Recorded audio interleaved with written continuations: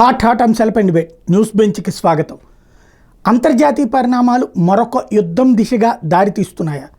తాజాగా ఇజ్రాయెల్ ఇరాన్లో చేసినటువంటి దాడిలో హమాస్ చీఫ్ ప్రాణాలు కోల్పోతే, మరొక వైపు పాలస్తీనాలో చేసినటువంటి మరొక దాడిలో హమాస్కి సంబంధించినటువంటి సైనికాధికారి కూడా హతమయ్యారు.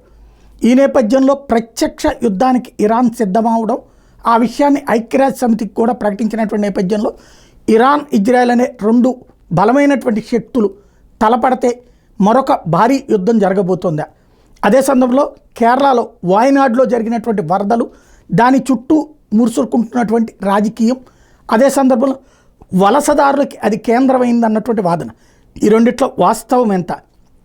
ఈ అంశానికి సంబంధించి మాట్లాడేందుకు ప్రస్తుతం మనతో పాటు ఉన్నారు జాతీయవాద విశ్లేషకులు మామిడి గిరిధర్ గారు. నమస్తే అండి. నమస్తే సాయి గారు. నమస్తే గిరిధర్ గారు. ఇరాన్ ఇజ్రాయెల్ వార్ ఖాయమా? తప్పకుండా ఇరాన్ నుంచి రిటాలియేషన్ అయితే ఉండి తీరుతుందండి. ఎందుకంటే అది వాళ్ళ స్టేట్ గెస్ట్, అంటే వాళ్ళ ప్రభుత్వం ప్రత్యేకంగా పిలిచి ఒక గెస్ట్గా పిలిచినటువంటి ఇస్మాయిల్ హనియాని వాళ్ళ దేశంలోనే చంపడం అన్నది వాళ్ళకు చాలా పెద్ద అవమానమైనటువంటి విషయం. కాబట్టి ఏదో ఒక యాక్షన్ తీసుకొని తీరాలి. యాక్షన్ తీసుకోకపోతే కనుక వాళ్ళ కాన్స్టిట్యుయెన్సీకే, అంటే వాళ్ళ దేశంలో ఉన్నటువంటి ప్రజలకే వాళ్ళు సమాధానం చెప్పలేనటువంటి పరిస్థితి ఏర్పడుతుంది. కాబట్టి తప్పకుండా ఇజ్రాయెల్కి వ్యతిరేకంగా వాళ్ళు ఏదో ఒక యాక్షన్ తీసుకొని తీరవలసినటువంటి ఒక పరిస్థితి ఈరోజు ఇరాన్లో ఉన్నది. గతంలో కూడా మనకు డెమాస్కస్లో ఉన్నటువంటి ఇరానియన్ ఎంబసీని వీళ్ళు షూట్ చేసినప్పుడు అక్కడ ఒక వీళ్ళ IRSG అంటారు, ఇరానియన్ రెవల్యూషనరీ గార్డ్ యొక్క అధికారిని అక్కడ చంపినప్పుడు ఇజ్రాయెల్ వీళ్ళు ఏదో తూతూ మంత్రంగా కొన్ని డ్రోన్స్, కొన్ని ఏదో మిసైల్స్ ఇజ్రాయెల్ మీద పంపించారు. పంపిస్తున్నట్టు ముందస్తుగా చెప్పడంతో ఇరాక్లో కావచ్చు, జార్డన్లో కావచ్చు, లేదా అమెరికన్ బలగాలు కావచ్చు, ఆఖరికి ఇజ్రాయెల్ వీళ్ళందరూ కూడాను వాటిని అన్నింటినీ పేల్చేయగలిగారు మధ్యలో. అంటే వాళ్ళ ప్రజలకు మేము పేల్చాము, ఏదో వాళ్ళని ఇజ్రాయెల్ మీద దాడి చేశాము అని చూపించుకోవడానికి వాళ్ళు ప్రయత్నం చేశారు. కానీ ఇజ్రాయెల్తో యుద్ధానికి సిద్ధంగా లేరు. అప్పుడు ఆ పరిస్థితులు అలా జరిగినాయి. ఇప్పుడు అలాంటి పరిస్థితి కాదు. వాళ్ళ దేశంలో వాళ్ళ రాష్ట్రపతి యొక్క ఉద్ఘాటన జరుగుతున్నప్పుడు ఆ ఉద్ఘాటనకి స్పెషల్గా ఇన్వైట్ చేసినటువంటి వాళ్ళ స్టేట్ గెస్ట్ వాళ్ళ దేశంలో ఉండగా అతన్ని చంపడం అన్నది వాళ్ళకు చాలా అవమానకరమైనటువంటి విషయం. కాబట్టి రిటాలియేషన్ అనేది పెద్ద ఎత్తున ఉండి తీరవలసిందే వాళ్ళకు. కానీ ఇరాన్ కూడా ఒక పెద్ద యుద్ధం ఇజ్రాయెల్తో చేసేటువంటి క్షమత వాళ్ళకు కూడా లేదు. వాళ్ళు సైన్యాన్ని పంపించాలంటే ఇరాక్ మీద గుండా వెళ్ళాలి, తర్వాత జార్డన్ దాటో, సిరియా దాటో, లెబనాన్ దాటి వెళ్ళాలి. మరి ఈ దేశాలన్నీ ఊరుకోవు కదా ఇరానియన్ సైన్యాన్ని తీసుకురావడానికి. ఇరాన్ దగ్గర రమారమి 2000 కిలోమీటర్ల దూరం దాకా ఎగిరి అక్కడ బాంబులు వేసి మళ్ళీ తిరిగి రాగలిగినటువంటి విమానాలు లేవు వాళ్ళ దగ్గర. వాళ్ళ మీద ఆంక్షలు విధించడంతో వాళ్ళ దగ్గర అటువంటి ఎయిర్ ఫోర్స్ కూడా లేదు వాళ్ళ దగ్గర. చేస్తే కూస్తే మిజైల్స్ ఉన్నాయో, మిజైల్స్ను వాడుకోవచ్చు వాళ్ళు. కానీ మిజైల్స్ కూడా ఏంటంటే దారిలో ఇంటర్సెప్ట్ చేయొచ్చు కదా వీళ్ళు. ఇజ్రాయలీ ఐరన్ డోమ్ ఉన్నది, తర్వాత మనకు అమెరికన్ పేట్రియట్ మిసైల్స్ ఉన్నాయి. జార్డనే గతంలో వాళ్ళు దీన్ని ఎదుర్కోగలిగారు. కాబట్టి ఎన్నో దీనికి మధ్యలో ఆటంకాలు ఉన్నాయి. కాబట్టి ఇరాన్ డైరెక్ట్గా దాడి చేసి ఇజ్రాయెల్ మీద కొట్టగలిగినటువంటి క్షమత ఇరాన్కి తక్కువనే ఉంది అని మనం అనుకోవాలి. కానీ ఇరాన్ అయితే ఊరుకోదు. వాళ్ళ ప్రాక్సీలు ఉన్నారు కాబట్టి ప్రాక్సీలను వాడుకుంటుంది. రీసెంట్గా ఒక వారం 10 రోజుల క్రితం హౌతీలు యమన్ నుంచి కొట్టగలిగారు. వాళ్ళు యమన్ నుంచి వాళ్ళు ఇజ్రాయెల్లో వాళ్ళ పెద్ద పెద్ద పట్టణాల మీద వాళ్ళు దాడులు చేయగలిగారు. సరే, ఇజ్రాయెల్ మరి రిటాలియేట్ చేసి వాళ్ళ హౌతీ యొక్క క్యాపిటల్లో వాళ్ళ పెద్ద పెద్ద స్థావరాల మీద, వాళ్ళ పోర్ట్ల మీద, వాళ్ళ ఆయిల్ డిపోస్ మీద వీళ్ళు దాడులు చేయడం మనం చూసాము. కానీ హౌతీలు మాత్రం ఇజ్రాయెల్ దాకా వెళ్ళి కొట్టగలిగినటువంటి పరిస్థితి మనం చూసాం. అలాగే ఇప్పుడు హిజ్బుల్లా తయారవుతున్నది. హిజ్బుల్లా హమాస్ లాంటిది కాదు. హమాస్ కంటే 10 రెట్ల శక్తివంతమైనటువంటి ఒక ఫోర్స్ హిజ్బుల్లాది. ఇన్ఫాక్ట్ లెబనాన్ ప్రభుత్వంలో కూడా వాళ్ళ రిప్రజెంటేటివ్స్ ఉన్నారు, ఎమ్మెల్యేలు వీళ్ళందరూ ఉన్నారు అక్కడ. వాళ్ళ దగ్గర రమారమి 2 లక్షల పైబడి మిసైల్స్ ఉన్నాయని మనకు తెలుస్తుంది. అలాగే వాళ్ళ సైన్యం కానీ, వాళ్ళకి యాంటీ ఎయిర్ క్రాఫ్ట్ మిసైల్స్ కానీ చాలా ఉన్నాయి. రీసెంట్గా ఒక 2-3 వారాల్లో డ్రోన్స్ పంపించి ఇజ్రాయెల్లో ఉన్నటువంటి పట్టణాల మీదుగా, తర్వాత వీళ్ళ సైనిక స్థావరాల మీదుగా ఈ డ్రోన్స్ వెళ్ళి వీడియోలు వాళ్ళు పబ్లిక్ చేశారు. అంటే ఏం చెప్తున్నారు? మీ ఇజ్రాయలీ డిఫెన్స్ అంతా మా ముందర ఎందుకు పనికిరాదు, మేము మిమ్మల్ని ఎక్కడైనా వచ్చి మేము పసిగట్టి మీ మీద మేము యాక్షన్ తీసుకునే క్షమత మాకు ఉన్నది అని డెమాన్స్ట్రేట్ చేసింది హిజ్బుల్లా. కాబట్టి మోస్ట్ లైక్లీ ఇరాన్ హిజ్బుల్లాని కానీ లేదా మనకు హౌతీలను కానీ వాడుకునేటువంటి పరిస్థితి ఉన్నది. అలాగే హమాస్లో కూడా మేజర్ వీళ్ళ నేతృత్వం ఏదైతే ఉందో దాన్ని వీళ్ళు చంపలేకపోయారు ఇజ్రాయెల్. వాళ్ళలో ఒక 8-9 వేల మంది రమారమి వాళ్ళ హమాస్ సోల్జర్స్ని వాళ్ళని చంపారు అని చెప్తున్నారు. కానీ ఇంకా బహుశా ఒక 15-20 వేల మంది ఇంకా హమాస్ సైనికులు తప్పించుకున్నారు. దాంట్లో సివిలియన్ దుస్తులో వెళ్ళిపోవడమో లేకపోతే ఇంకా సొరంగాలు ఎక్కడున్నాయో మనకు తెలియదు, వాళ్ళు ఎక్కడో దాచుకున్నారు. వాళ్ళ సీనియర్ నేతృత్వం అందరూ కూడా బతికి బయటపడ్డారు.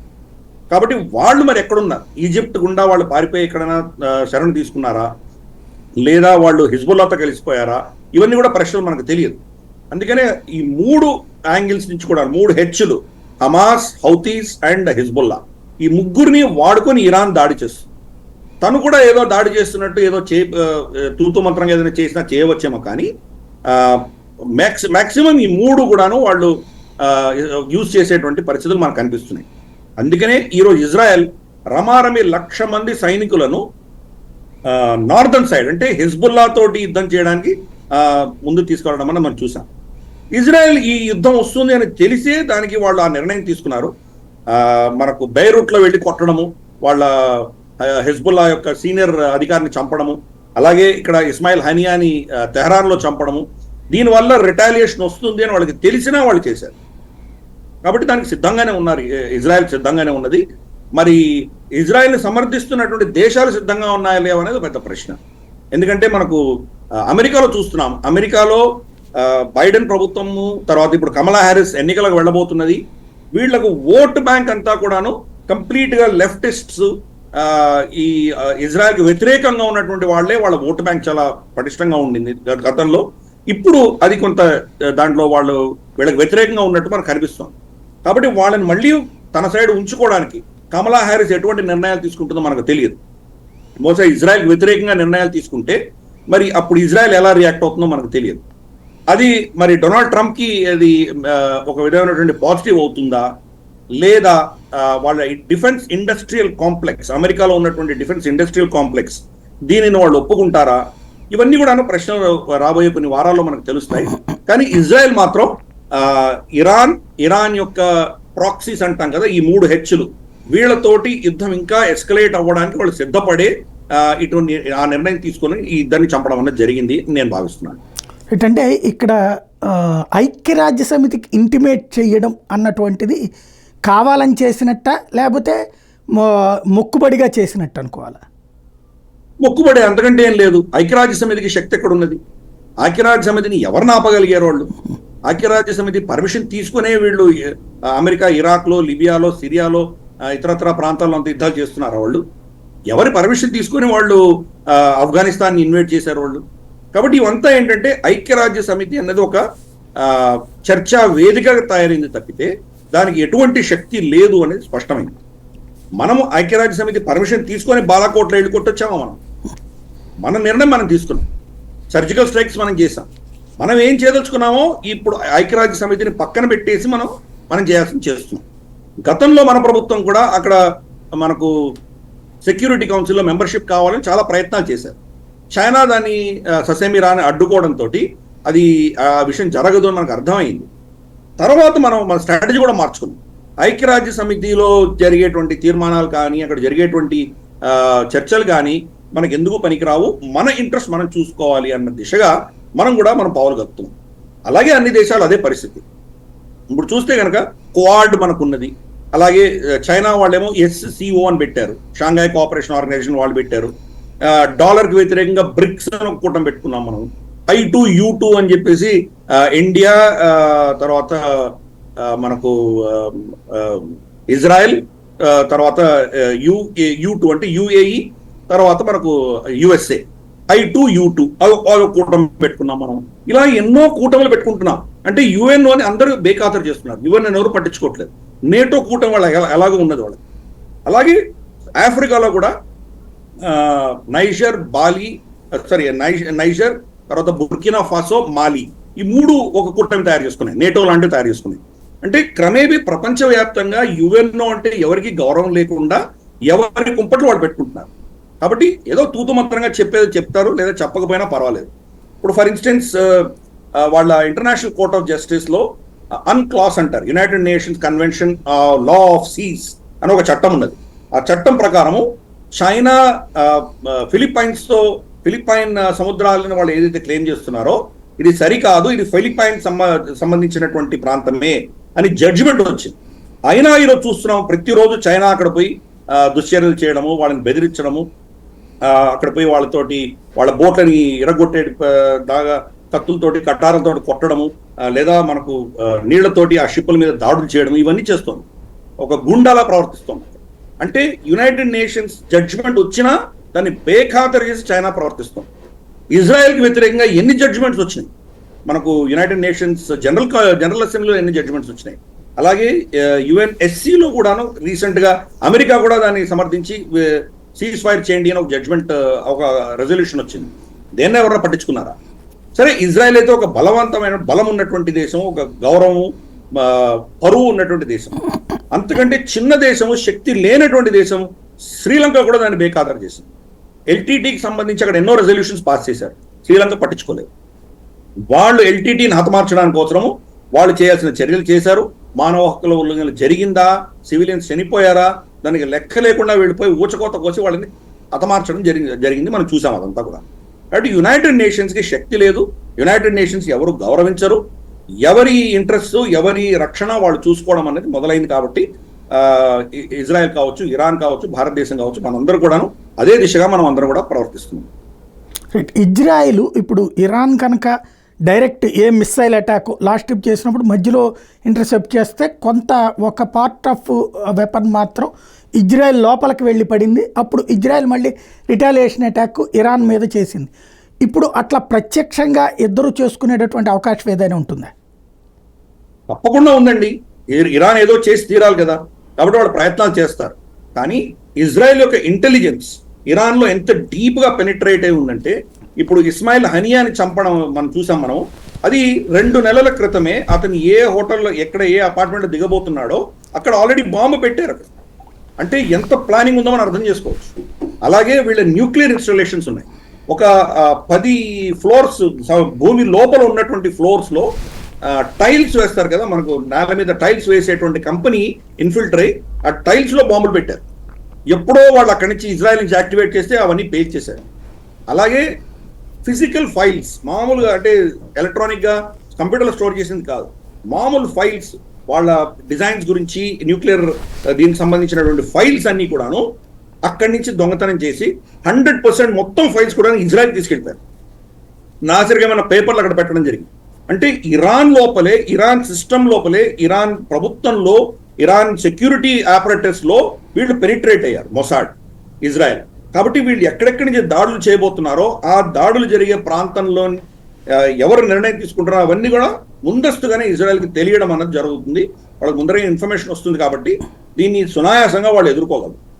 అమెరికా దీన్ని ఎస్కలేట్ అవ్వకుండా యుద్ధాన్ని కంటైన్ చేసే ప్రయత్నం వాళ్ళు చేశారు. కానీ ఇజ్రాయెల్ ఇరాన్కి డైరెక్ట్గా దాడి వస్తే అమెరికా దాని నుంచి దూరంగా ఉండలేనటువంటి పరిస్థితి. అమెరికా తప్పకుండా బరిలోకి దిగక తప్పదు. ఎందుకంటే వాళ్ళ డిఫెన్స్ ఇండస్ట్రియల్ కాంప్లెక్స్ కావచ్చు, వాళ్ళ పెంటగన్ కావచ్చు, అలాగే అక్కడ ఉన్నటువంటి జూయిష్ లాబీ, వాళ్ళు డెమోక్రాట్స్ సపోర్ట్ చేస్తారు. రమారమి 2% వాళ్ళ పాపులేషన్ జూస్ ఉన్నారు. వాళ్ళు జనరల్గా డెమోక్రాట్స్ సపోర్ట్ చేస్తారు. కానీ ఇజ్రాయెల్కి ఏదైనా బాధ వచ్చినప్పుడు ప్రభుత్వం, అమెరికా ప్రభుత్వం వాళ్ళకు సమర్థనగా నిలబడలేదు అంటే కనుక వీళ్ళు కూడా దాని డెమోక్రాట్స్కి వ్యతిరేకంగా వెళ్ళేటువంటి ప్రమాదం ఉంది. కాబట్టి ఆ ప్రభుత్వానికి గత్యంతరం లేని పరిస్థితిలో వాళ్ళు కూడా దిగక తప్పదు. కాబట్టి ఇవన్నీ కూడా ఏంటంటే రాబోయే రోజుల్లో మరి ఇరాన్ అటువంటి రిస్క్ తీసుకునేటువంటి క్షమత వాళ్ళకు ఉన్నదా, నిజంగా వాళ్ళు అటువంటి రిస్క్ తీసుకోకుండా ఏదో బెదిరింపు చర్యలుగా ఏదో 4 మిసైల్స్ వేసి ఊరుకుంటారా, ఇవన్నీ వేచి చూడాలి. నిజంగా వాళ్ళు యుద్ధంలో దిగదలుచుకుంటే మరి రష్యా, చైనా వాళ్ళ వెనకాల వచ్చి నిలబడతాయా, ఇవన్నీ కూడాను రాబోయే రోజుల్లో మనం చూడాలి. ఇజ్రాయెల్ మాత్రం అన్నిటికీ సిద్ధంగా ఉన్నది. అమెరికా వచ్చినా రాకపోయినా వాళ్ళు చేయాల్సింది చేయడానికి సిద్ధంగా వాళ్ళు ప్లాన్లు వేసుకొని కూర్చున్నారు. వాళ్ళ క్యాబినెట్ ఆల్రెడీ బెంజమిన్ నెతన్యాహుకి ఫుల్ గ్రీన్ సిగ్నల్ ఇచ్చారు. నువ్వే నిర్ణయం తీసుకున్నా మేము నీ వెనకాల ఉంటామని చెప్పడం జరిగింది. అంతేకాదు ఈవెన్ వాళ్ళ అపోజిషన్ లీడర్స్ కూడా చాలా స్పష్టంగా చెప్పారు, వీళ్ళని హతమార్చవలసిందే అని చాలా స్పష్టంగా చెప్పారు. ఇస్మాయిల్ హనియా అన్నటువంటి వ్యక్తిని చంపినందుకు ఆ దేశంలో పార్టీలకు అతీతంగా అందరూ కూడా హర్షించారు. కాబట్టి ఇజ్రాయెల్లో ఒక విధమైనటువంటి క్లారిటీ ఉన్నది. మేము ఏం చేయాలో చేశాం, మా శత్రువు మేము చంపాం, ఇరాన్తో మాకు యుద్ధం కాదు, కానీ మీరు మీ మీద యుద్ధం కింద మీరు ప్రకటించి మా మీద ఏమైనా చేస్తే మేము ఊరుకొని ఉండం, మేము రిటాలియేట్ చేస్తాము అన్నటువంటి ఒక నెరేటివ్ చాలా క్లియర్గా ఇజ్రాయెల్ చెప్పడం జరిగింది. కాబట్టి రాబోయే రోజుల్లో మరి ఇది పరిణామాలు ఏ దిశగా వెళ్తాయో మనకు తెలియదు. హనియాని కనుక ఇరాన్లోనే చంపితే ఇరాన్ యుద్ధంలోకి వస్తే దాన్ని అడ్డు పెట్టుకుని అక్కడ ఏదైతే మొన్ననే అమెరికా చెప్పింది అణ్వాయుధాలకు కూడా ఏదైతే అమెరికా యూరోకి సంబంధించిన విదేశాంగ మంత్రి రక్షణ మంత్రి చెప్పుకొచ్చారు, ఆ వారం 10 రోజులలోపే అణ్వాయుధాలు తయారు చేయగలిగినటువంటి శక్తివంతమైనటువంటి స్థితిలో ఇప్పుడు ఇరాన్ ఉందని. ఇప్పుడు ఇరాన్ అట్లా అణ్వాయుధం తయారు చేసి అటాక్ చేస్తుంది, లేకపోతే ఆ పేరు చెప్పి ఇప్పుడు ఇరాన్ దగ్గర ఉన్నటువంటి అణుస్థావరాలను ధ్వంసం చేయడానికి ఏమన్నా అమెరికా ఇజ్రాయెల్ తెర వెనకాల ఏమన్నా ప్రయత్నిస్తున్నట్టు అనుకోవచ్చా? అమెరికా దానికి వ్యతిరేకంగా ఉన్నది. ఎందుకంటే జో బైడెన్ వచ్చిన తర్వాత మళ్ళీ ఇరాన్ తోటి చర్చలు మొదలు పెట్టే దానికి కోసం ప్రయత్నం చేశారు ఆయన.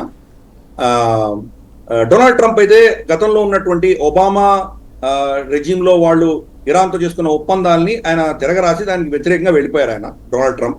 కానీ జో బైడెన్ మళ్ళీ ఆ చర్చలు ముందుకు తీసుకెళ్లేటువంటి ప్రయత్నం ఆయన చేశారు ఆయన. దాన్ని బెంజమిన్ నెతన్యాహు దాన్ని కంప్లీట్గా వ్యతిరేకించడం మనం చూసాము. కరెక్ట్, ఇరాన్ దగ్గర న్యూక్లియర్ టెక్నాలజీ ఉన్నది, తలుచుకుంటే వాళ్ళు చాలా కొద్ది సమయంలోనే దాన్ని న్యూక్లియర్ బాంబ్ కింద కన్వర్ట్ చేయగలిగినటువంటి టెక్నాలజీ క్షమత వాళ్ళ దగ్గర ఉన్నది. కానీ ఇందాక నేను చెప్పినట్లు వాళ్ళ న్యూక్లియర్ సైంటిస్టులు చాలా మందిని ఇజ్రాయెల్ మొసాడ్ చంపేయడం జరిగింది. ఏదో కోవర్ట్ ఆపరేషన్లో ఎలా చనిపోయారో తెలియదు, ఎక్కడో రోడ్డు మీద వెళ్తుంటే ఏదో చిన్న ఘటన జరిగి వాళ్ళు చనిపోవడం, ఇటువంటివి చాలా మందిని అక్కడ ఎలిమినేట్ చేయడం జరిగింది Israel.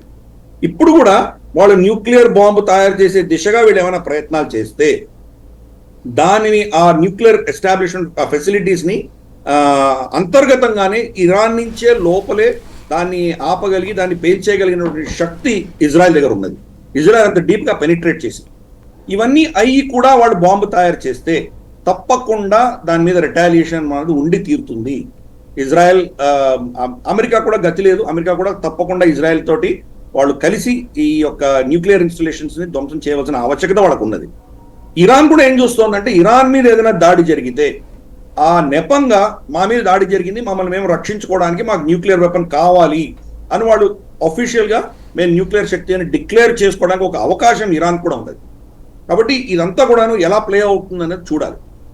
Already MBS Mohammed bin Salman Saudi Arabia యువరాజు ఎవరైతే ఉన్నారో ఆయన ప్రకటించడం జరిగింది, ఇరాన్ కనుక న్యూక్లియర్ వెపన్ ఇరాన్ దగ్గర ఉంటే, అంటే షియాలు కదా వాళ్ళు, వీళ్ళు సున్నీలు, సున్నీ షియా ఒక ఈక్వేషన్ వస్తుంది అక్కడ, వాళ్ళ దగ్గర కనుక అస్త్రం ఉంటే మేము కూడా తప్పకుండా ఒక న్యూక్లియర్ వెపన్ పెట్టుకు తీరుతాము అనే స్టేట్మెంట్ ఇవ్వడం జరిగింది.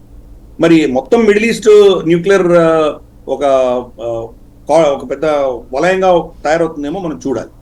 సున్నీల శక్తి, సున్నీల యొక్క న్యూక్లియర్ వెపన్ అని చెప్పి పాకిస్తాన్ ఇంతకాలం చెప్పుకొచ్చింది. కానీ పాకిస్తానీ న్యూక్లియర్ బాంబులు సౌదీ అరేబియాకి ఎందుకు అక్కరకు రావు అని సౌదీ అరేబియా చాలా లేట్గా తెలుస్తుంది. వీళ్ళ న్యూక్లియర్ ప్రోగ్రామ్కి వాళ్ళు ఫండింగ్ కూడా ఇచ్చారు గతంలో సౌదీ అరేబియా. కానీ ఇప్పుడు సౌదీ అరేబియా వాళ్ళ యొక్క ఇంట్రెస్ట్ కాపాడుకునే దిశగా వాళ్ళు న్యూక్లియర్ వెపన్స్ అక్వైర్ చేయడానికి వాళ్ళు ప్రయత్నాలు చేస్తున్నారు. ఇరాన్ కనుక రేపు డిక్లేర్ చేసిందంటే సౌదీ అరేబియా కూడా ఇరాన్ న్యూక్లియరైజ్ అయ్యే దిశగా వెళుతున్నది. మరి అమెరికాను ఇజ్రాయెల్ ఇద్దరు కలిసి ఇరాన్లో ఉన్నటువంటి న్యూక్లియర్ కెపాసిటీని కంప్లీట్గా ధ్వంసం చేసే కెపాసిటీ వీళ్ళ దగ్గర ఉన్నదా లేదా అన్నది ఒక పెద్ద ప్రశ్ననే. వీళ్ళు ఎంత చేసినా కానీ కూడా వాళ్ళు ఎక్కడో దాచిపెట్టారు, చాలా డీప్ కొండల్లో అక్కడ ఇక్కడ సబ్టెరియన్ అంటే మన భూమి కింద చాలా పెట్టారు రీసెర్చ్ సెంటర్స్, అవన్నీ ఉన్నాయి వాళ్ళ దగ్గర. కాబట్టి అంత సునాయాసం, అంత ఈజీ పరిస్థితి కాదు. చిన్నటువంటి ఒక హమాస్, ఒక చిన్న టెర్రరిస్ట్ ఆర్గనైజేషన్ హమాస్ వాళ్ళు ఉన్నటువంటి సొరంగాలనే ఈ రోజు దాకా రామారామి సంవత్సరం పాటు ఇజ్రాయెల్ యుద్ధం చేసి వాటిని ధ్వంసం చేయలేకపోతుంది, వాళ్ళ నేతృత్వాన్ని చంపలేకపోతుంది. అంటే వీళ్ళ యొక్క స్పాన్సరర్ ఇరాన్, హమాస్ని మొత్తం ఫండింగ్ ఇచ్చి వాళ్ళకు టెక్నాలజీ ఇచ్చి వాళ్ళకు అస్త్రశస్త్రాలు ఇచ్చింది ఇరాన్. మరి ఇరాన్ వాళ్ళు ఇంకెంత డీప్గా వాళ్ళవన్నీ ఉంటాయి. కాబట్టి ఇజ్రాయెల్ పెనిట్రేట్ చేసి ఎంత చేసి వాళ్ళ న్యూక్లియర్ అసెట్స్ మీద వీళ్ళు దాడులు చేసినా కంప్లీట్గా ఇరాన్ యొక్క శక్తిని వీళ్ళు తుదిముట్టించడం అన్నది చాలా కష్టము. అమెరికా కూడా ప్రత్యక్షంగా దాంట్లో దిగి ఇరాక్లో ఎలాగైతే యుద్ధం చేశారో అలా యుద్ధం చేయగలిగితే బహుశా అప్పుడు ఏమైనా ఇరాన్ ఏమైనా కంట్రోల్ చేయగలరేమో కానీ ఇంకా అప్పుడు అది ఒక విధమైనటువంటి పెద్ద ప్రపంచ యుద్ధంగా తయారైనటువంటి ప్రమాదాలు కూడా ఉన్నాయి. మరి అప్పుడు రష్యా ఎలా రియాక్ట్ అవుతుంది, మరి అప్పుడు చైనా ఎలా రియాక్ట్ అవుతుంది, అమెరికాను యూరోప్ ఈ 2 యుద్ధాల్లో యుక్రెయిన్లోను తర్వాత మనకు ఈ గల్ఫ్ ప్రాంతంలో యుద్ధాలు రెండిట్లో వాళ్ళు సతమతం అవుతుంటే ఇదే అదును చూసుకొని మరి చైనా టైవాన్ మీద ఏమైనా చర్యలు చేస్తుందా, టైవాన్ మీద చర్యలు చేస్తే మరి భారతదేశం దాన్ని ఎలా రియాక్ట్ అవుతుంది, ఇవన్నీ కూడా ఏంటంటే అన్నోన్ టెరిటరీ అంటాం కదా, ఇంతవరకు ఎప్పుడు జరగనటువంటివి, దీన్ని ఎవరు కూడా కరెక్ట్ గా ప్రెడిక్ట్ చేయలేరు. ఇవన్నీ కూడా ఇరాన్ ఎలా ఆలోచిస్తుంది అనే దాని ఆధారంగా ఉంటుంది. ఏదో మేము చేశాము అని చెప్పి తూతు మంత్రంగా చేసి వాడు వదిలేస్తే బహుశా ఇది ఎస్కలేట్ అవ్వదు. లేదు వాళ్ళు నిజంగా సీరియస్ గానే యుద్ధం చేసే దిశగా వాళ్ళు ఏదైనా ప్రయత్నాలు చేసి మేజర్ అటాక్స్ చేసి మేజర్ గా వాళ్ళ స్థావరాలు ఖతార్లో, కువైత్లో, బహ్రెయిన్లో ఉన్నటువంటి అమెరికన్ స్థావరాలు వీటి మీద దాడులు చేయడము ఇటువంటివి ఏమైనా చేసి మేజర్గా ఎస్కలేట్ అవుతే మాత్రం అప్పుడు తప్పకుండా ఇది ఇంకా మిగతా దేశాలు కూడా దీంట్లో వచ్చి ఒక ప్రపంచవ్యాప్తంగా చాలా ప్రాంతాల్లో ఒక యుద్ధ వాతావరణం వచ్చేటువంటి ప్రమాదం కూడా లేకపోలేదు.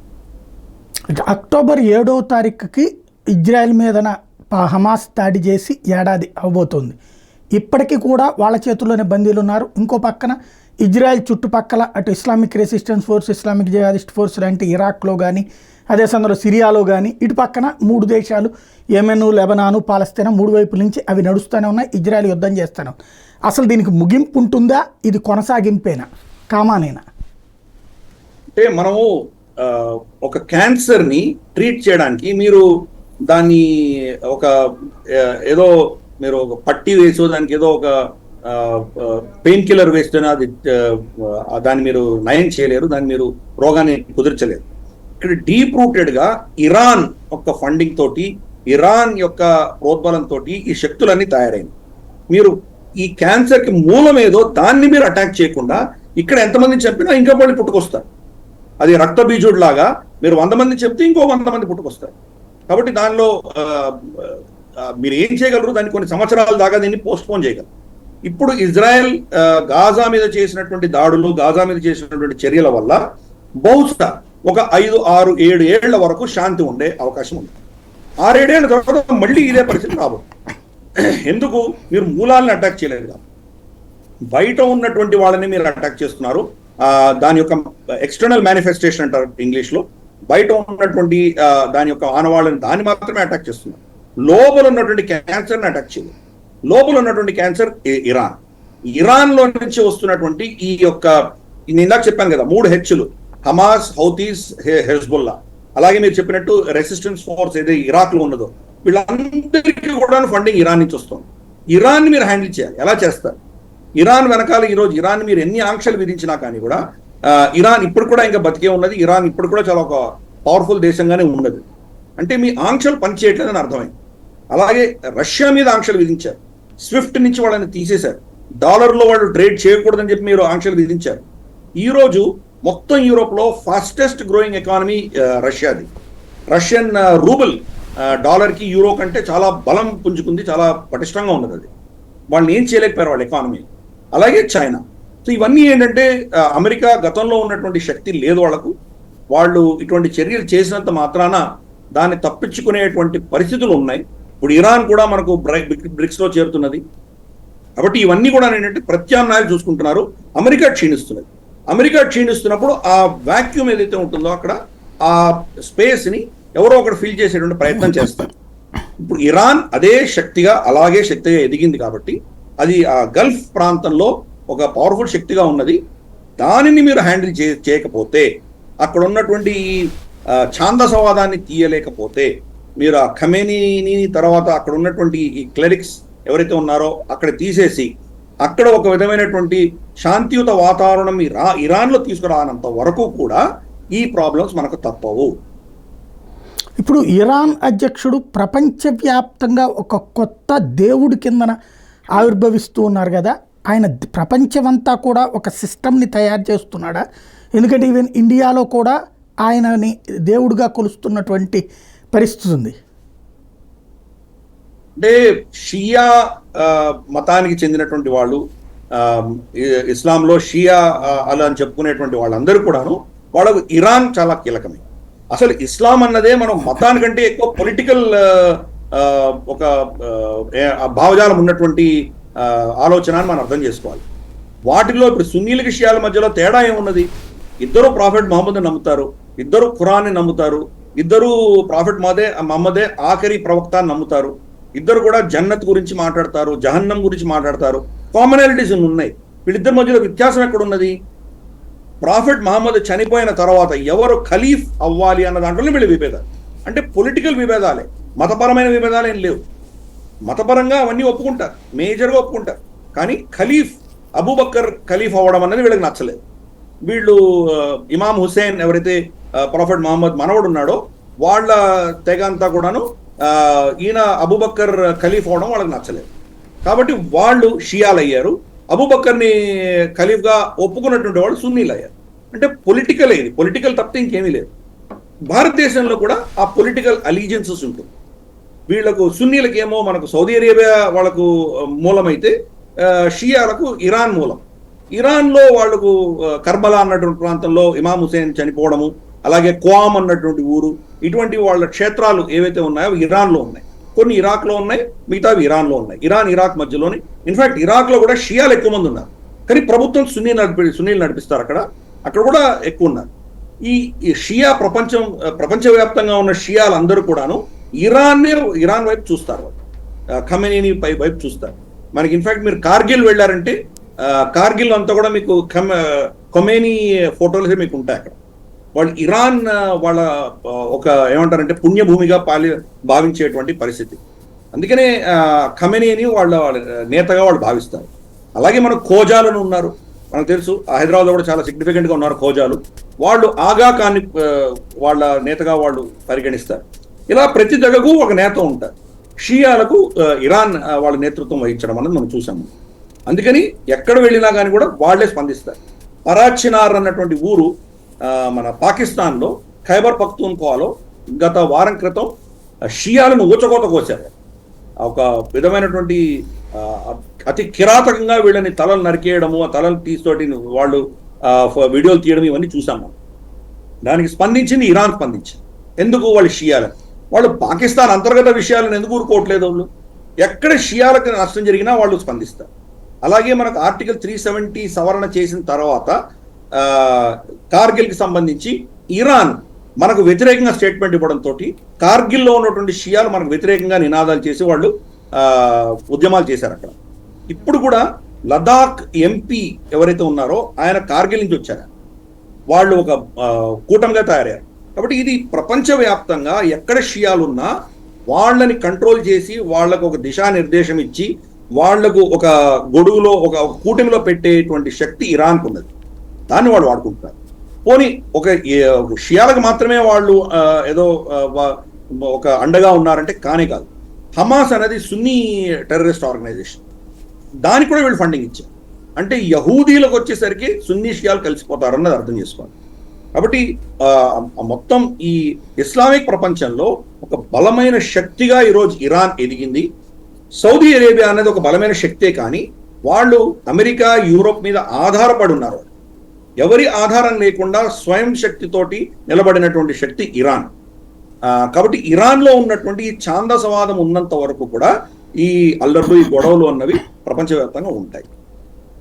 రైట్, అది ఒక అంశం. అయితే రెండవది, ఇప్పుడు తాజాగా కేరళకి సంబంధించి మన దేశంలో చూస్తే వైనాడ్లో జరిగినటువంటి ఆ ఘటనకి ఓ పక్కన ప్రభుత్వం వైపు నుంచి హోంమంత్రి ఏమో మేము ముందుగా హెచ్చరించామంటారు, వాళ్ళేమో అది జస్ట్ ఆరెంజ్ అలర్ట్ తప్పించి మరేమీ లేదంటారు.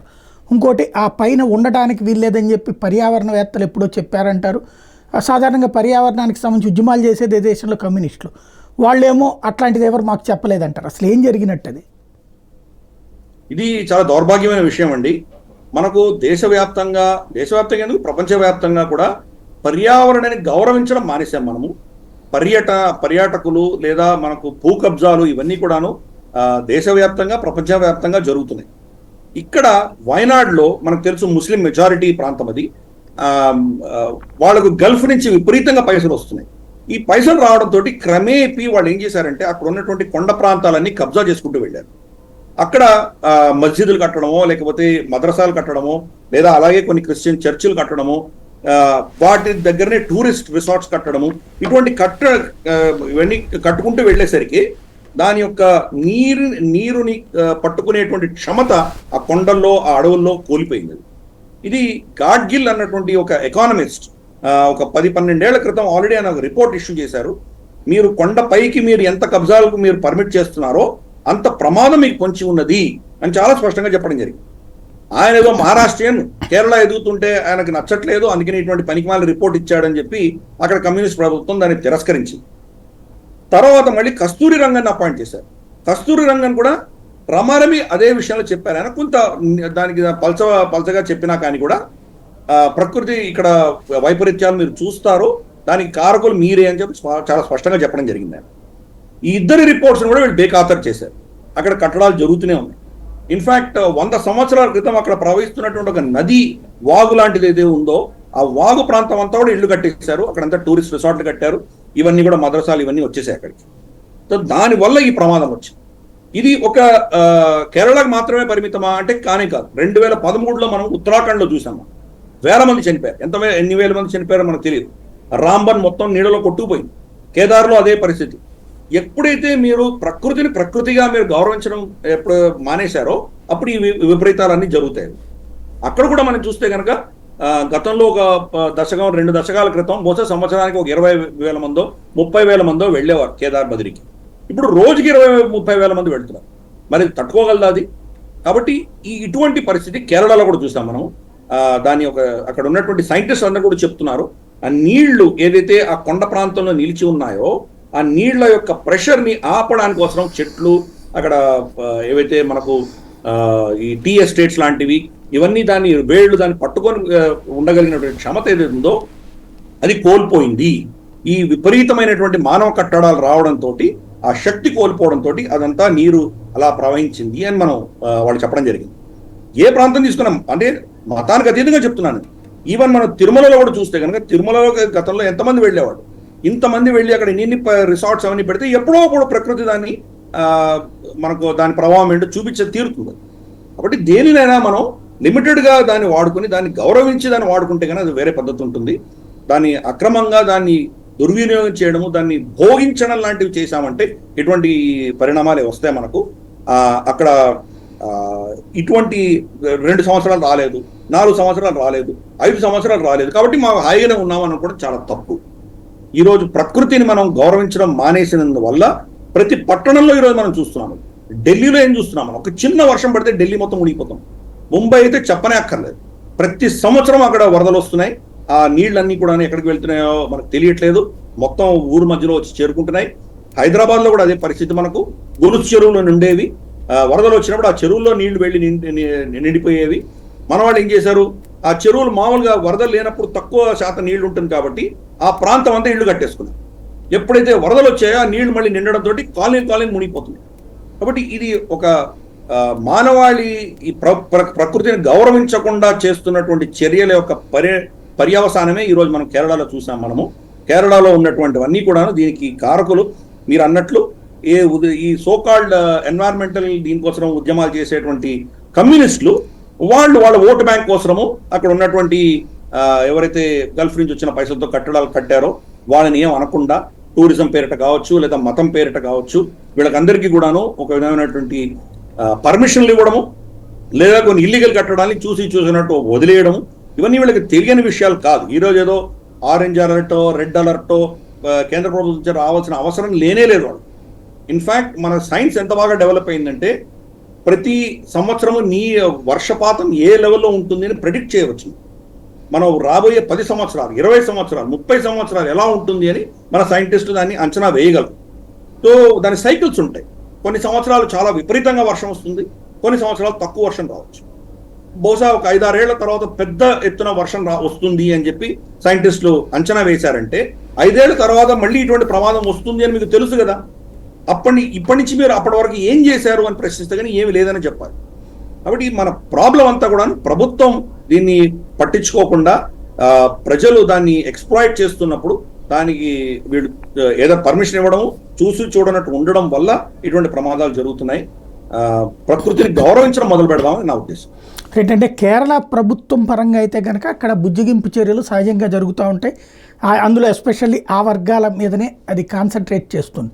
ఇప్పుడు పరిష్కారం చూపిస్తుందా, లేకపోతే ఆల్రెడీ ఇప్పుడు అక్కడ ఉన్నటువంటి వాళ్ళందరినీ రిహాబిలిటేట్ చేయాలంటే ఆశాభాషి కాదు, కోట్ల రూపాయల వ్యవహారం. ఇదేదో ఒక ప్రకృతి వైపరీత్యంగా చూసి చూడనట్టు పోతుంది అనుకుంటున్నారు. తప్పకుండా వీళ్ళు మళ్ళీ వీళ్ళలో ఏం మార్పు ఉంటుందని నేను అనుకోవట్లేదు. వీళ్ళ యొక్క ప్రవర్తనలో ఏం మార్పు ఉండదు. ఇప్పుడు వీళ్ళ రిహాబిలిటేషన్ కోసం మళ్ళీ కేంద్ర ప్రభుత్వం పైసలు ఇవ్వమని అడుగుతారు వాళ్ళు. ఎందుకంటే ఉచితాలు, తర్వాత ఈ ఫ్రీబీస్ అంటాం కదా, వీటి మీదే ఆధారపడి ఉన్నటువంటి ప్రభుత్వం అది. నిజంగా అక్కడ ఆస్తిని పెంపొందించే దిశగా, అక్కడ ఇండస్ట్రీని పెంపొందించే దిశగా వీళ్ళు ఎటువంటి చర్యలు చేయరు. ఎవరైనా అక్కడ పెట్టుబడులు పెట్టినా అక్కడ వీళ్ళు యూనియన్స్ అని గొడవ పెట్టి వాళ్ళతోటి ఏం పని జరగకుండా చూసేటువంటి ఒక సంస్కృతిని కేరళలో ఈరోజు కమ్యూనిస్టులు తయారు చేశారు. అందుకనే మలయాళీలు కూడా, పైసలు ఉన్నటువంటి మలయాళీలు, ఏదైనా చేద్దాము అనుకునేటువంటి మలయాళీలు ఎవరు కూడా కేరళలో ఇన్వెస్ట్ చేయట్లేదు. వాళ్ళు పక్కన ఉన్నటువంటి రాష్ట్రాలు తమిళనాడులోనో కర్ణాటకలోనో ఇన్వెస్ట్ చేస్తున్నారు. మీరు బెంగళూరులో వెళ్ళి చూసారంటే మేజర్ ఇన్వెస్టర్స్ మలయాళీస్ ఉంటారు, లేదా గల్ఫ్లో వెళ్ళి పెట్టుకుంటున్నారు, కానీ కేరళలో ఎవరు పెట్టట్లేదు. కాబట్టి పేదరికాన్ని పంచుతున్నారు వాళ్ళు. గల్ఫ్ నుంచి వచ్చే పైసలతో నడుస్తోంది అది ఎకానమీ. ఈ రోజు కనుక కేరళ వేరే భారతదేశంలో అభిన్న భాగం కాకుండా వేరే దేశంగా ఉంటే ఎప్పుడో దివాళా తీసి ఉండేది. అది అన్ని అప్పులు చేసింది ఆ ప్రభుత్వం. మరి వాళ్ళ దగ్గర పైసలు లేవు. ఇన్ని కోట్ల నష్టపరిహారం ఎలా చెల్లిస్తారో, వాళ్ళకి ఎలా ఆదుకుంటారు? మళ్ళీ కేంద్ర ప్రభుత్వం మీద పడి ఏడవడం తప్ప ఇంకేమీ లేదు. మీ కేంద్ర ప్రభుత్వం మాకు పైసలు ఇవ్వలేదు, మాకు పైసలు ఇవ్వలేదు. మీరు చేసిన తప్పిదానికి కేంద్ర ప్రభుత్వం ఎందుకు ఇవ్వాలి పైసలు? మీరు ముందస్తుగా ఎందుకు ప్లాన్ చేసుకోలేదు? అందుకని ఆ పరిస్థితులన్నీ మళ్ళీ పునరావృతం అవుతాయి. మళ్ళీ ఆ 4-5 ఏళ్ల తర్వాత సాయి గారు, మీరు, నేను కూర్చొని ఇదే చర్చిస్తాము. ఇటువంటి వైపరీత్యాలు, ప్రకృతి వైపరీత్యాలు మళ్ళీ కూడా వస్తాయి. అంటే సుప్రీంకోర్టు ఆ మధ్యన ప్రత్యేకించి వీళ్ళకి ఫండింగ్ విషయంలో కూడా చాలా క్లియర్గా మాట్లాడింది. ఇప్పుడు మళ్ళీ కోర్టులు జోక్యం చేసుకుని ఏమన్నా ఇవ్వమని చెప్తే, లేకపోతే డిజాస్టర్ మేనేజ్మెంట్ ఫండ్స్ ఉంటాయి కాబట్టి అవి సరిపోతాయి అనుకోవచ్చా? డిజాస్టర్ మేనేజ్మెంట్ ఫండ్స్ కొంత తప్పకుండా వస్తాయి వీళ్ళకి. కేంద్ర ప్రభుత్వంలో ఆల్రెడీ దానికి కొంత బడ్జెట్ ఉంది కాబట్టి అది వస్తుంది. కానీ అది సరిపోతుందా? ఇంత పెద్ద ఎత్తున వాళ్ళకి నష్టం జరిగినప్పుడు కేంద్ర ప్రభుత్వం నుంచి ఎంత సాయం రాగలదు, ఎంత ఇవ్వగలదు? అల్టిమేట్గా రాష్ట్ర ప్రభుత్వం దాన్ని చూసుకోవాలి కదా. రాష్ట్ర ప్రభుత్వమే దానికి మేజర్ బాధ్యత వహించవలసిన ఆవశ్యకత ఉన్నది వాళ్ళకి. కేంద్ర ప్రభుత్వం సహాయం తప్పకుండా వస్తుంది, సాయం రాదు అని ఎవరు చెప్పలేరు. కానీ వీళ్ళకి కావాల్సినంత మోతాదులో వస్తుందా అనేది పెద్ద ప్రశ్న. వీళ్లకు 10,000 కోట్లు కావాలంటే బహుశా కేంద్ర ప్రభుత్వం 2,000-3,000 కోట్లు ఇవ్వచ్చు. మిగతాది రాష్ట్ర ప్రభుత్వమే మేనేజ్ చేసుకోవాలి కదా. కాబట్టి అది పరిస్థితి. ఇందాక మీరు చెప్పినట్టు సుప్రీంకోర్టు కూడా వీళ్ళకి మొట్టికేలు వేసి, మీరు వెళ్ళి కేంద్ర ప్రభుత్వం చర్చించుకోండి, అది వాళ్ళ డిస్క్రిషనరీ పవర్స్, మేము ఆర్డర్ ఇచ్చి మీకు పైసలు ఇవ్వమని మేము చెప్పలేము చాలా స్పష్టంగా చెప్పింది సుప్రీంకోర్టు. ఇప్పుడు కూడా కోర్టుకు వెళ్తే కానీ వాళ్ళకి ఏం రాదు. అంటే వీళ్ళు కేంద్ర ప్రభుత్వాన్ని గౌరవించరు. నీతి ఆయోగ్ మీటింగ్ పెడితే మీరు వెళ్ళరు. కేంద్ర ప్రభుత్వం పట్ల మీరు శత్రుత్వ భావంతో మీరు ప్రవర్తిస్తారు. కానీ కేంద్ర ప్రభుత్వం మీకు అన్ని ఇవ్వాలి. ఎలా అవుతాయి ఇవన్నీ? ఫెడరల్ స్ట్రక్చర్లో ఒకరినొకరు గౌరవించుకునేటువంటి పద్ధతి ఉండాలి కదా. అది పార్టీ పరంగా ప్రవర్తించడం అన్న వేరు, ఒక ప్రభుత్వంగా ప్రవర్తించడం వేరు. నీతి ఆయోగ్లో కేరళని రిప్రజెంట్ చేయడానికి మీరు వెళ్తున్నారు, కానీ మీరు సిపిఎంని రిప్రజెంట్ చేస్తూ బీజేపీకి మీటింగ్లో వెళ్ళట్లేదు. మీరు ఈ మౌలికమైనటువంటి విషయాలు అర్థం చేసుకోవాలి. నష్టపోయేది ఎవరు? రాష్ట్రం నష్టపోతుంది. కాబట్టి అక్కడ జరుగుతున్నటువంటి ఏవైతే నిర్ణయాలు ఉంటాయో దాంట్లో మీరు కూడా భాగస్వాములు అవ్వాలి. మీ కష్టాలు నష్టాలు అక్కడ చెప్పుకొని మాట్లాడుకునేటువంటి పరిస్థితి మనకు ఏ వ్యవస్థలు ఉన్నాయో ఆ వ్యవస్థల్ని మీరు బాయ్కాట్ చేస్తే దానివల్ల మీకు వచ్చేటి లాభం ఏంటి? కోర్టులను ఆశ్రయిస్తే కోర్టుల పరిధిలో ఎంతవరకు ఉన్నాయి? కోర్టుల అడ్మినిస్ట్రేషన్ చూడలేవు కదా. ప్రభుత్వానికి ఉన్నటువంటి అధికారాలని కోర్టులు వాళ్ళని తిరగరాసేటువంటి శక్తి కోర్టులకు లేదు. కాబట్టి ప్రభుత్వాలు ఏం నిర్ణయిస్తాయో దాని ప్రకారం వెళ్తుంది. కేంద్ర ప్రభుత్వం మొత్తం కేరళకి ఇస్తే మిగతా రాష్ట్రాల పరిస్థితి ఏంటి? ఇటువంటి ప్రాబ్లమ్స్ మనకి హిమాచల్ ప్రదేశ్లో ఉంది, అలాగే మనకు ఉత్తరాఖండ్లో ఉన్నాయి, అలాగే ఈ కొండ ప్రాంతాలంతా కూడా సిక్కిం మన చాలా దారుణంగా దెబ్బతినింది సిక్కిం, అక్కడ మనకు అవసరాలు ఉంటాయి. అలాగే మణిపూర్, మరి దేశవ్యాప్తంగా చాలా ప్రాంతాల్లో మనకి ఇబ్బందులు ఉన్నాయి. మోదీ ప్రభుత్వం వచ్చిన తర్వాత దీనికి రీక్లైనింగ్ వాల్స్ కట్టడము, కొండ చర్యలు పడిపోకుండా ఉండడానికి చాలా ప్రాంతాల్లో ఇన్వెస్ట్మెంట్స్ చేశారు, రోడ్లను పటిష్టం చేశారు, బ్రిడ్జులు కట్టారు. మనకు కాశ్మీర్లో ఈరోజు చూసామంటే కనుక మనకు బనిహాల్ టనల్ ఏదైతే ఉందో, మనకు జవహర్ టనల్ దాటి అక్కడికి వెళ్తే కనుక సొరంగాలు దాటి వెళ్ళామంటే ఆ రోడ్ అంతా కూడాను ట్రాఫిక్ జామ్తో అయిపోతుంది. రాంబన్ ఆ ప్రాంతంలో, బనిహాల్ ప్రాంతం అంతా కూడాను విపరీతమైన ట్రాఫిక్ జామ్. దానికి కేంద్ర ప్రభుత్వం సపరేట్గా టనల్స్ కడుతున్నారు, సపరేట్గా బ్రిడ్జులు కడుతున్నారు, చినాబ్ నది మీద బ్రిడ్జులు కడుతున్నారు. కాబట్టి ఈ ప్రయత్నాలు ప్రభుత్వం చేస్తోంది. కానీ ఇది ఓవర్ నైట్ రాత్రి వచ్చేటువంటి విషయాలు కాదు కదా. ఒక దశకం పట్టొచ్చు, 2 దశకాలు పట్టొచ్చు వీటన్నిటికి కూడా. అంత లోపల మీ రాష్ట్ర ప్రభుత్వం చేయాల్సింది చేయాలి కదా. ఇటువంటి ఇల్లీగల్ కట్టడాలు ఎవరు చేశారో వాళ్ళ మీద మీరు చర్యలు తీసుకుంటున్నారా? వాళ్ళని అరెస్ట్ చేస్తున్నారా?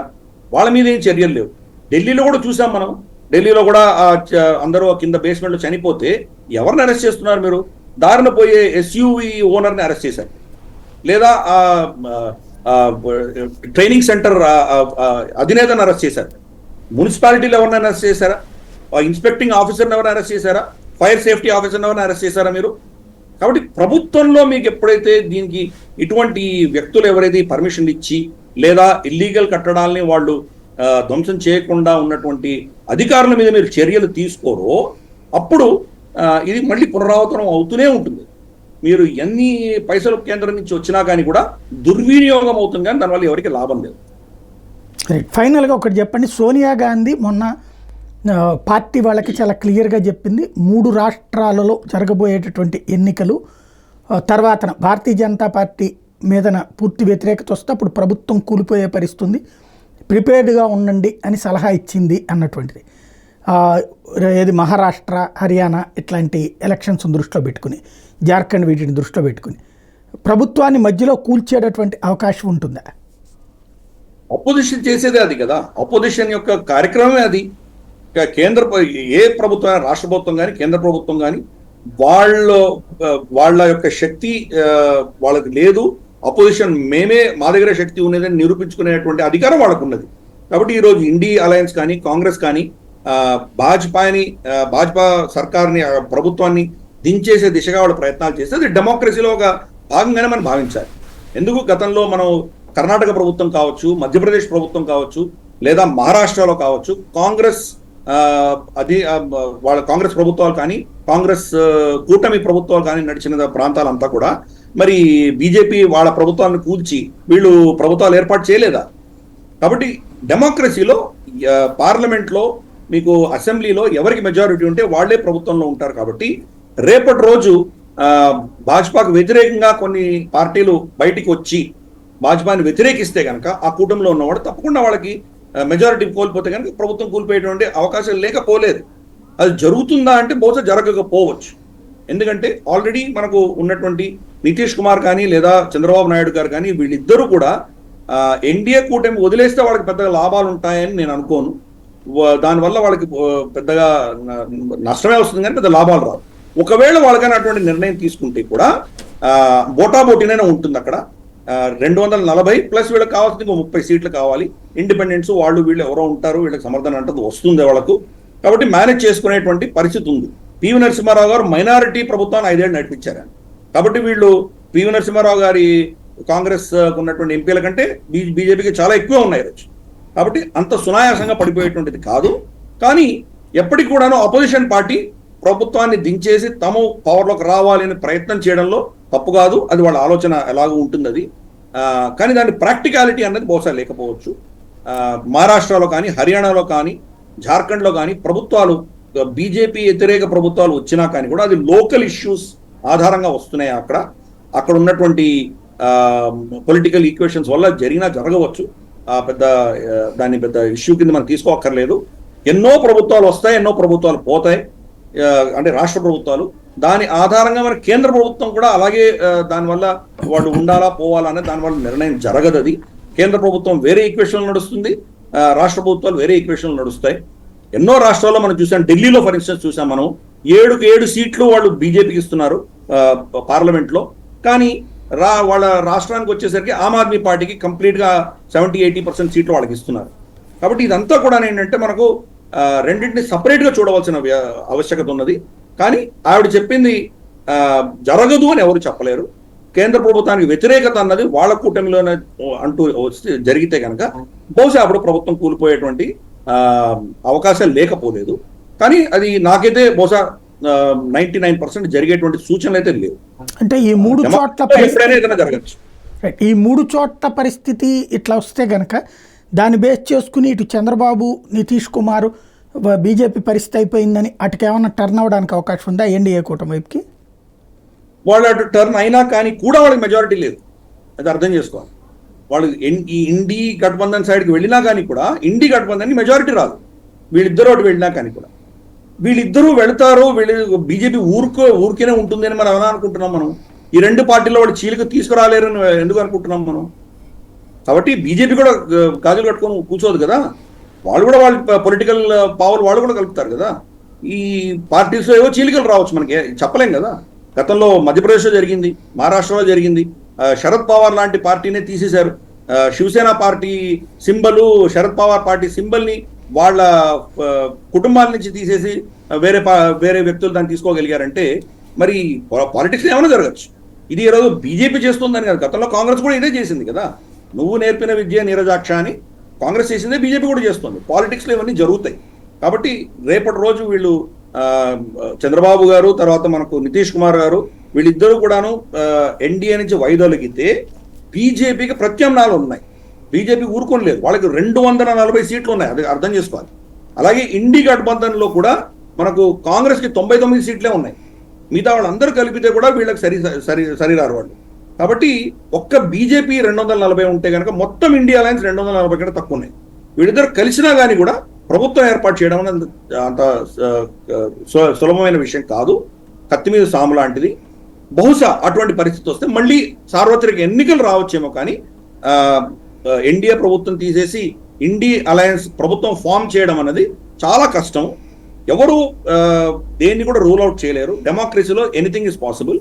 ఎప్పుడైనా ఏదైనా జరగవచ్చు, కానీ జరిగే అవకాశాలు మాత్రం చాలా తక్కువనే లేదనే చెప్పాలి. థ్యాంక్ యూ వెరీ మచ్ అండి గిరిధర్ గారు. ఇది పరిస్థితి. ఓవరాల్గా చూస్తే అంతర్జాతీయంగా ఒక యుద్ధానికి ముందట ఉన్నాం. అదే సందర్భంలో కేరళలో జరిగినటువంటి పరిణామాలు మానవ తప్పిదాల కారణంగా వచ్చినటువంటి ప్రకృతి వైపరీత్యం. మరొక వైపున బీజేపీ ప్రభుత్వాన్ని, మోడీ ప్రభుత్వాన్ని కోల్చడం అంత సులభం కాదు అన్నటువంటి విషయం ఇక్కడ స్పష్టమవుతుంది.